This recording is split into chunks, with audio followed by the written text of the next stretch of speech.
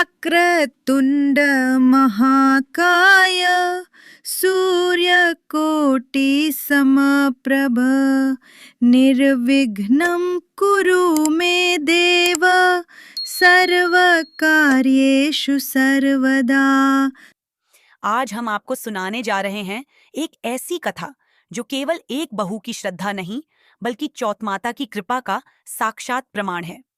यह कथा है उस अद्भुत घटना की जब चौथमाता, चंद्रदेव और भगवान गणेश स्वयं भक्त की रक्षा के लिए धरती पर उतर आए। एक सेठ सेठानी थे। उनके एक बेटा और बहू थे। बहू सबको भोजन करा के फिर स्वयं भोजन करती। एक पड़ोसन ऐसी भी थी जो रोज पूछती कि बहू आज क्या बनाया खाया है। बहू कहती ठंडो बासी। एक दिन उसके पति ने ऐसा सुनकर विचार किया कि आज तो पकवान बनाए जाएं, फिर देखें कि मेरी पत्नी क्या कहती है। उसने तरह तरह के पकवान बनवाए और घर के सभी लोगों ने एक साथ बैठकर भोजन किया। आज भी पड़ोसन ने पूछा तो बहू ने कहा ठंडो बासी।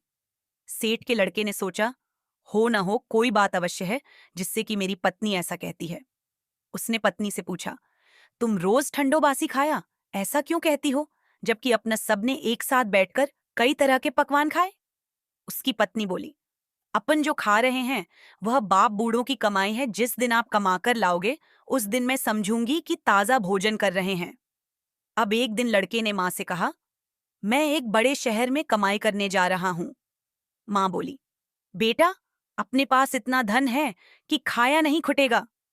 मां के मना करने पर भी बेटे ने स्वयं कमाने का दृढ़ निश्चय कर लिया और जाते समय पत्नी से कहा मैं जब तक कमाकर बहुत सा धन लेकर न आऊं तुम चूल्हे की आग मत बुझने देना।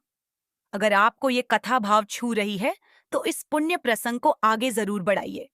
वीडियो को लाइक करें, शेयर करें और हमारे चैनल धर्म कर्म की बातें बिसीमा को जरूर सब्सक्राइब करें ताकि आप तक और भी ऐसे धर्म कर्म की कहानियां पहुंचती रहें। एक दिन चूल्हे की आग बुझ गई तो वह मन ही मन घबराने लगी। कहीं मेरे पति पर संकट तो नहीं आन पड़ा।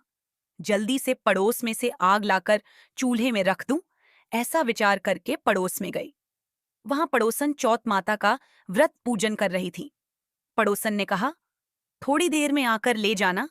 बहू ने पड़ोसन से पूछा आप यह व्रत क्यों करती हैं, इससे क्या मिलता है। पड़ोसन ने कहा चौथ माता के इस व्रत को करने से अन्न लक्ष्मी मिले और अपनी मनोकामना पूरी हो। अब बहू भी चौथ माता का व्रत करने लगी। दीवार पर चौथ माता बनाई। उस दिन घी गुड़ का चूरमा बनाकर रात्रि को चंद्रमा को अर्घ्य देकर भोजन करती। ऐसा करते करते बहुत दिन हो गए। चौथ माता ने उस बहू के पति को सपना दिया कि साहूकार का बेटा तू जागे कि सोवे। तेरी पत्नी बहुत याद कर रही है, घर जाकर उसकी चिंता मिटा। तू दुकान खोलकर कंकु केशर का पगलिया बना के बैठ जाना, आज तेरा हिसाब किताब चुकता हो जाएगा। अब तो चौथ माता ने जैसा कहा था वैसा ही हुआ। उसने घर जाने की तैयारी की और गाड़ी भर के धन दौलत लेकर चल दिया। रास्ते में एक बड़ा सा काला नाग फल फैलाए बैठ गया और कहने गला आज तो मैं तुझे डसूंगा, छोड़ूंगा नहीं। आज तेरी आयु पूरी हो गई है। सेठ ने लड़के से कहा आज चौथ माता ने मुझे सपना दिया तो मैं पत्नी से मिलने घर जा रहा हूं।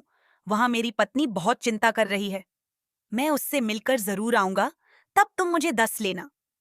नाग ने कहा तुम शपथ पूर्वक कहकर जाओ तो मैं तुम्हें जाने दूंगा, परंतु लौटकर नहीं आए तो तुम्हारे घर आकर मैं तुम्हें दस लूंगा।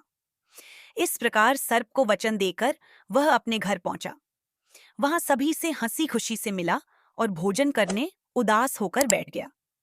उसकी पत्नी ने उदास होने का कारण पूछा तो पति ने काले नाग वाली बात बताते हुए कहा यदि मैं उसके पास नहीं जाऊंगा तो वह घर आकर ही मुझे दस लेगा। पत्नी बहुत चतुर थी। उसने कहा कि आप घबराओ नहीं, लेट जाओ, मैं एक उपाय करती हूं। पत्नी ने कमरे की 7 पेड़ी धोई। पहली पेड़ी पर रेत, दूसरी पर इत्र, तीसरी पर गुलाल, फूल, चौथी पर कंकु केशर, पांचवी पर लड्डू पेड़ा, छठी पर गादी गलीचा और 7वीं पेड़ी पर दूध का कटोरा भरकर रख दिए। इस प्रकार वह 7 ही पेड़ी सजाकर बैठ गई। आधी रात होते ही नाग आकर पेड़ी चढ़ने लगा।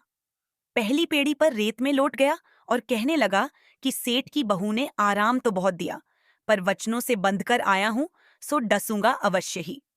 इसी प्रकार 7 पेड़ियों पर नाग आराम करता हुआ और कहता हुआ कि डसूंगा जरूर। कमरे में जाने ही वाला था कि चौथ माता ने विचार किया कि मैं इसे नहीं बचाऊंगी तो संसार में धर्म कर्म और व्रत पूजन को कौन मानेगा। अब तो गणेश जी, चंद्रमा जी और चौथ माता ने उसे बचाने का विचार किया। चंद्रमा जी ने उजाला किया, चौथ माता ढाल बनी और गणेश जी ने तलवार लेकर नाग को मार दिया और ढाल से ढक दिया। अब बहू भी थकी हारी सो गई।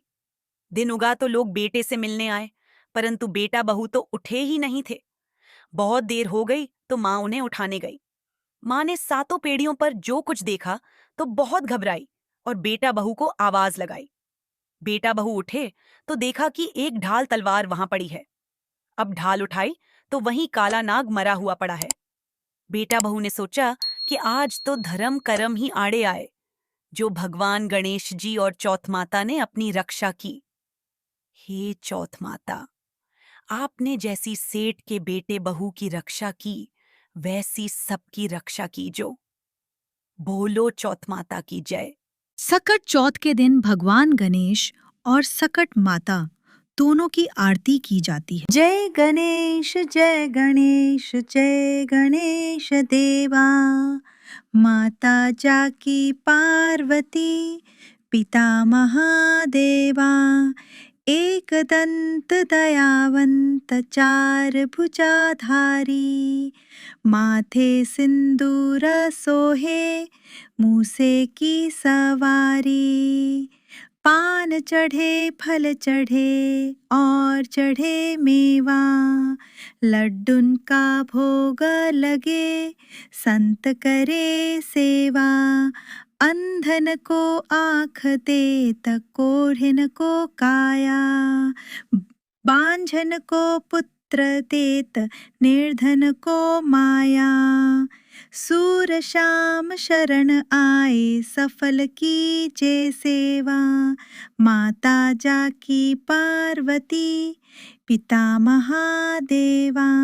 जय श्री चौथ मैया, बोलो जय श्री चौथ मैया, जो कोई सुहागन गावे भरत सुहाग की लाली, सुख संपत्ति पावे।